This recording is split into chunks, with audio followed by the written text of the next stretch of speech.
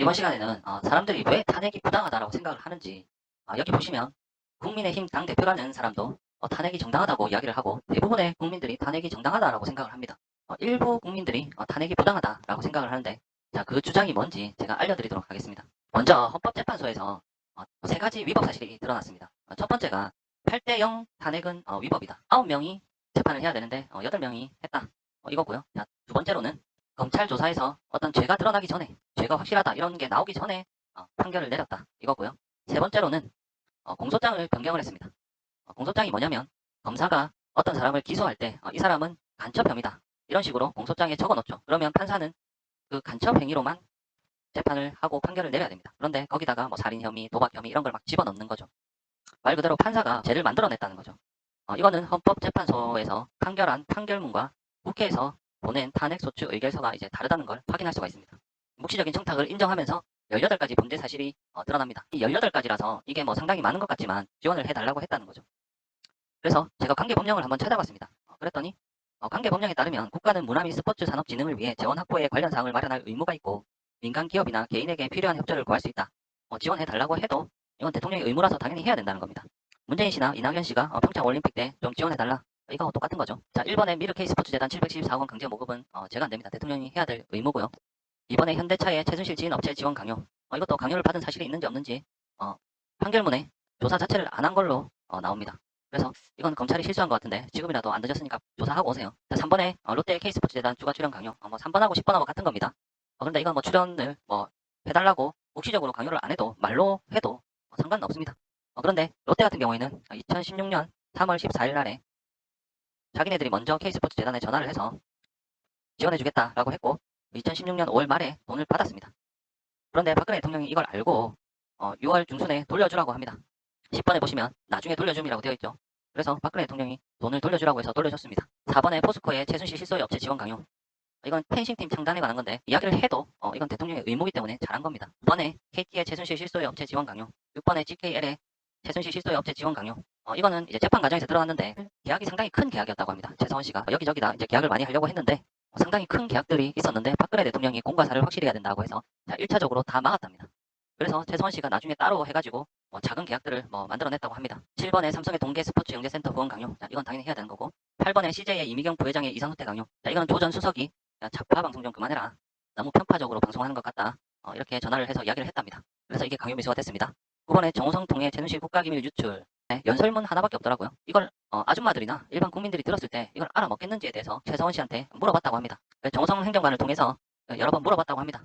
연설문이 국가기밀이냐, 이걸 한번 확인을 해봤는데요. 트럼프라든지 이런 사람들도 다 주변 사람들이나 지인들한테 연설문 쓸 때 표현 같은 거는 물어보기도 한답니다. 국가 기밀은 아닌 걸로 확인이 됐습니다. 10번은 나중에 돌려줬다고 했고요. 11번 SK에 청탁받고 89억 원 제공 요구, 국가를 위해서 대통령이 해야 될 일입니다. 근데 이행이 안 됐습니다.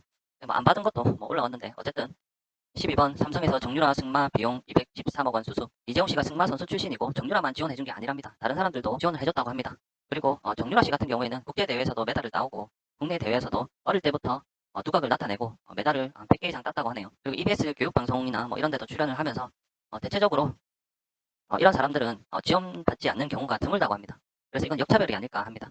13번 삼성에서 동계 스포츠 연계센터 후원금 16억 원 수수, 14번 삼성에서 미르 K스포츠재단 출연금 204억 원 수수. 자, 이것도 마찬가지로 국가는 민간 기업이나 개인에게 필요한 협조를 구해서 재원 확보를 해야 된다. 이게 대통령의 의무라서 어쩔 수 없습니다. 15번 문화예술계 블랙리스트 작성 집행 지시. 자, 블랙리스트 같은 경우에는 국가의 선택이죠. 미국 같은 경우에는 CIA에서 정보를 수집해서 블랙리스트를 만들고, 이스라엘이나 이런 데서도 당연히 블랙리스트를 만듭니다. 그래서 일부 사람들은 아예 미국으로 입국 자체를 못하게 하죠. 우리나라에도 문화예술계 쪽에 활동하는 사람들이 미국에 입국 자체를 못하는 사람들이 있습니다.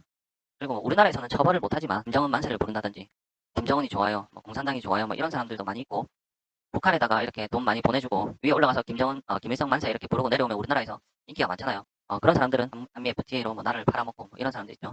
네, 그런 사람들은 미국의 블랙리스트로 등록되어 있어서 미국에는 입국 자체를 못하게 합니다. 그 나라의 선택이긴 하는데 공산주의나 자본주의나 이런 이념을 버리고 공정성만 생각했을 때는 문제가 되겠지만 제 생각에는 이게 꼭 필요하다고 생각을 합니다. 그런데 이게 제라고 하니까 되겠죠.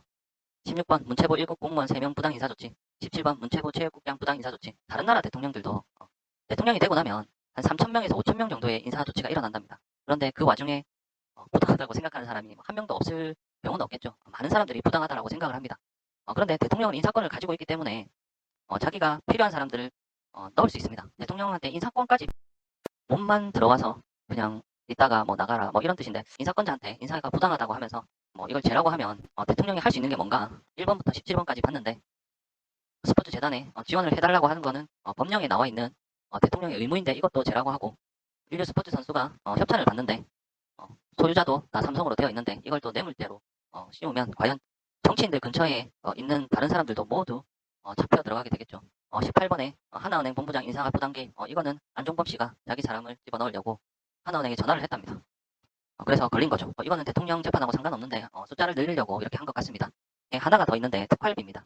국정원에서 이현수 기조실장이 앞에 김대중, 노무현 뭐 이런 사람들이 다 받았던 특활비를 그냥 그대로 박근혜 대통령한테 줬다고 합니다.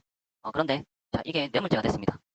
자, 문재인 씨는 국회에서 따로 배정을 받아서 쓰는데, 그럼 이건 또 국회에서 했기 때문에 또 뇌물죄가 되겠죠. 그리고 이게 국고손실죄라고 하는데 세금을 썼다는 거죠.